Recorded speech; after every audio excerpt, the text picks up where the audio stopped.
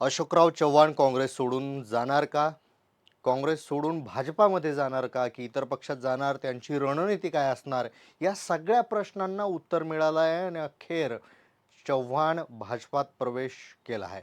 अर्थात पत्रकार परिषदेत उपमुख्यमंत्री देवेंद्र फडणवीस यांनी त्यांचा राष्ट्रीय पातळीवरील नेते म्हणून केलेला उल्लेख आगामी राज्यसभा निवडणुकीच्या अनुषंगाने अतिशय महत्त्वपूर्ण ठरतो. आता एकूण चित्र स्पष्ट झालंय आणि अशोकराव चव्हाण यांना राज्यसभेवर चौथ्या जागेसाठी भाजपा पाठवू शकते अशी दाट शक्यता निर्माण झाली आहे. पण एकाएकी काँग्रेस सोडून अशोकराव का गेलेत? त्यांच्यावर काही दबाव होते का? याबाबत आपण एक व्हिडिओ केलेला आहे, तो आपण नक्की पाहू शकता. पण त्याच्याही पुढे जाऊन एक वेगळी रणनीती समोर येते. अशोकराव चव्हाण यांच्या जाण्यामागे छगन भुजबळ आणि प्रकाश आंबेडकर यांची महत्त्वाची भूमिका असल्याचं स्पष्ट होत आहे. यांचा मास्टर प्लॅन काय होता, तो वर्कआउट झाला आहे का, आणि झाला असेल तर कसा झाला, आणि अशोकराव चव्हाण गेल्यानंतर त्यांचा हा मास्टर प्लॅन पुढेही यशस्वी होईल का, यावर चर्चा करूया. नमस्कार, मी सूरजकुमार उषाबाई सुधाकर. आपण पाहत आहात SK आईना. नांदेड हा जिल्हा प्रादेशिक रचनेने अशा ठिकाणी आहे जिथे आदिवासी समाजाची संख्या बऱ्यापैकी आहे.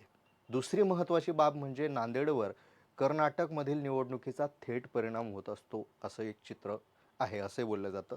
तर कर्नाटकमध्ये काँग्रेसने बाजी मारली. ती बाजी आगामी लोकसभा निवडणुकीत किंवा विधानसभा निवडणुकीत नक्कीच नांदेड मतदारसंघावर प्रभावी ठरणार आहे. शंकरराव चव्हाण यांनी जिल्ह्यात काँग्रेसचा एक स्वतंत्र मतदार तयार केला होता, तो आजही आहे. त्यामुळे आपल्या लक्षात येईल की नांदेड लोकसभा मतदारसंघात काँग्रेसचं वर्चस्व, एकंदरीतच भाजपा विचारसरणीच्या विरुद्ध असलेल्या मतदारांची संख्या या जिल्ह्यात जास्त आहे. 2019ची लोकसभा निवडणुकीची आकडेवारी पाहता भाजपाच्या प्रतापराव चिखलीकर यांना 4,86,806 मतं मिळाली होती, तर अशोक चव्हाण यांना 4,46,658 मते मिळाली होती. आणि तिसऱ्या क्रमांकावर असलेल्या वंचित बहुजन आघाडीने तब्बल 1,66,196 मतं पहिल्याच निवडणुकीत मिळवली होती. अर्थात इथं वंचित नसता किंवा काँग्रेस आणि वंचितची युती असती तर अशोकराव जिंकून आले असते किंवा वंचित बहुजन आघाडीचा उमेदवार जिंकून आला असता, हे स्पष्ट आहे. आता त्यानंतरचा मुद्दा म्हणजे गेल्या काही महिन्यांपासून महाराष्ट्रात जो मराठा आणि OBC संघर्ष पेटू पाहतोय. विशेष म्हणजे जरांगे पाटील आणि छगन भुजबळ यांच्यामध्ये जो वाद सुरू झाला, तो वाद केवळ दोघांपुरता मर्यादित न राहता OBC आणि मराठा समाज यांनी कुठेतरी संवेदनशीलरित्या तो स्वतःवर घेतला आहे अशी शंका निर्माण होते. कारण छगन भुजबळ यांनी जिथे जिथे सभा घेतल्या त्या सभांनाही मोठी गर्दी झाली आणि जरांगे पाटील यांनी जिथे जिथे सभा घेतल्या तिथेही मोठी गर्दी झाली. सोशल मीडियाच्या माध्यमातून, प्रसारमाध्यमांच्या माध्यमातून ह्या दोन्ही समाजांनी आपापली मते प्रखरपणे मांडलेली आहेत असंही दिसतं. आता महायुतीतल्या सरकारमध्ये छगन भुजबळ यांचा सहभाग असल्यामुळे त्यांना आतून दबाव येत होता, तर दुसरीकडे OBC समाजाच्या हक्कासाठी त्यांचा लढा चालू होता. यामध्ये जर आपण पाहिलं तर त्यांचा अधिकाधिक कल हा OBC समाजाच्या अधिकारासाठी लढण्याकडेच दिसून येतो. ज्या अनुषंगाने अगदी काही दिवसापूर्वी प्रकाश शेंडगे यांच्या माध्यमातून OBC समाजाचा स्वतंत्र पक्ष निर्माण करण्यात येणार असल्याचे संकेत आपल्याला मिळाले होते आणि आंबेडकर यांनाही जाहीर आमंत्रण दिलं गेलं होतं. अर्थात पक्षात युती करण्यासाठीचं ते आमंत्रण होतं. आता नांदेडमधील एकूण समाज जो भाजप विचारसरणीच्या विरोधी आहे, तो काँग्रेसमध्ये होता. त्यातला बहुसंख्य समाज हा वंचितच्या बाजूने होता. हे 2019च्या निवडणुकीतून पुढे आलंय आणि जर OBC अर्जिना पक्ष पुढे आला तर जिल्ह्यातील इतर OBC मतं OBC पक्षाकडे जाईल, ज्यामुळे एकूण गणित पाहिलं तर छगन भुजबळ, OBC समाजाचे नवीन पक्ष आणि प्रकाश आंबेडकर या सगळ्यांचं समीकरण जर एक झालं तर ही युती नांदेड जिल्ह्यात सगळे राजकारणाचे समीकरण बदलू शकते आणि काँग्रेसला पराभव स्वीकारावा लागू शकतो.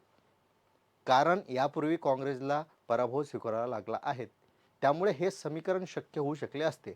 आता हे दोघे एकत्र येण्याची शक्यता असल्यामुळे अशोक चव्हाण यांना निवडणूक जिंकण्यासाठी भाजपाचा मतदार अतिशय गरजेचा आहे.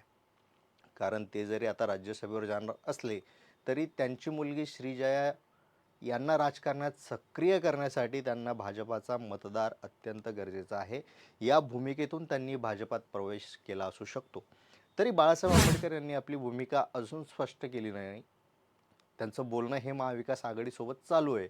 जिथं त्यांना अपेक्षित जागा मिळाल्या नाहीत तर निश्चित ते भुजबळ आणि ओबीसी समाजाचे जे काही नवीन पक्ष येतोय त्या नेत्यांसोबत ते येऊ शकतात, पक्षासोबत युती करू शकतात किंवा महाविकास आघाडीतच राहिले आणि नांदेड लोकसभा मतदारसंघाचा शेवटचा निकाल पाहिला तर वंचित तिसऱ्या स्थानावर असल्यामुळे ते स्वतः नांदेडमधून आपला हक्क सांगू शकतात आणि तसं झाल्यास महाविकास आघाडी जागा द्यायलाही तयार होईल असे संकेतही संजय राऊत यांनी दिले आहेत. त्यामुळे या मतदारसंघातून प्रकाश आंबेडकर यांच्या पक्षाचे लोकसभेचे दार उघडलं जाणार आहे असं निश्चित दिसून येत आहे.